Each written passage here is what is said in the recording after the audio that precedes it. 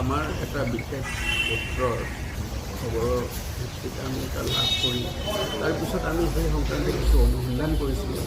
এজন ব্যক্তিয়ে ভুৱা চাৰ্টিফিকেট লৈ আৰু ভুৱা তেওঁ চিকিৎসা চলাই আছে বুলি গম পোৱাৰ পাছত আমি তাক ভেৰিফিকেশ্যন কৰাৰ পিছত যেতিয়া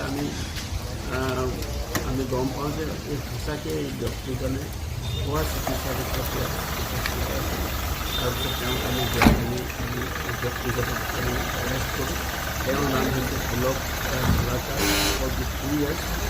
তেওঁলোকৰ হ'ল বদৰপুৰ শ্ৰীভূমি। তেওঁ ইয়াতে এটা স্থানীয় ব্যক্তিগত অনুষ্ঠান এটা থাকি তেওঁ ভুৱা চিকিৎসা চলাই আছিল আৰু তেতিয়া আমি তেওঁ সোধপোছ কৰোঁ। সোধপোছকালত গম পোৱা গৈছে যে সম্পূৰ্ণৰূপে তেওঁ ভুৱা আৰু কিছুদিনৰ আগতে তেওঁ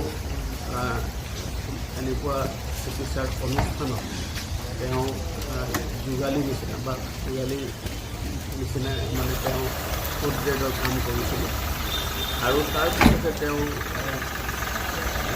ভুৱা চাৰ্টিফিকেট লৈ তেওঁ এটা চিকিৎসক নিজকে চিকিৎসক হিচাপে তেওঁ নিজকে উদ্ধৰণ কৰে। ইয়াৰ ফলত আমি দেখা পাইছোঁ যে তেওঁ 2016 চনৰ পৰা তেওঁ ইয়াত এই ভুৱা চিকিৎসা তেওঁ কৰি আছিলে আৰু লোকসকলক অভুৱা ভৰি তেওঁ টকা পইচা তেওঁ ঘৰতে।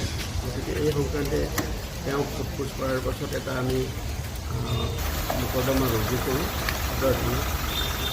মোকৰ্দমাৰ নম্বৰ হৈছে 786/24 আৰু BNSৰ অধীনত আমি গোটেই ভাৰতীয় ন্যায় সংহিতাৰ আধাৰত আমি গোটেই কেছটো ৰেজিষ্টাৰ কৰিছোঁ আৰু বৰ্তমান অনুসন্ধান চলাই আছোঁ।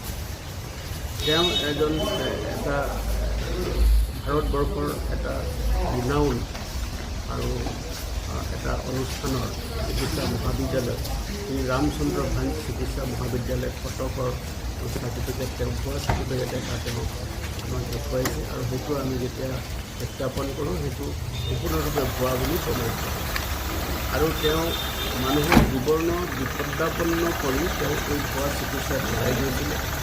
এজন স্ত্ৰীৰোগ বিশেষজ্ঞ আছে।